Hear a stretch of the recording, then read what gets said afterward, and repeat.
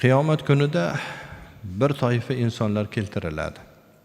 Ularni hasanalari, yaxshi amallari Tihomat tog'i kabi bo'ladi. Tihomat tog'i juda katta ulgan tog'.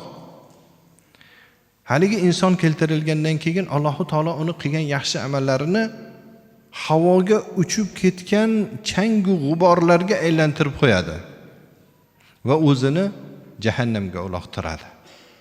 Shunda Rasululloh sallallohu alayhi vasallamdan so'raldi: "Ey Allohning rasuli, qanday qilib bunaqa bo'ladi? O'zi yaxshi amallari ko'p bo'lsa u odamni."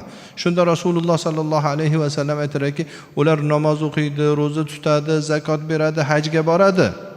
Lekin harom ro'parasidan chiqsa, haromni oladi.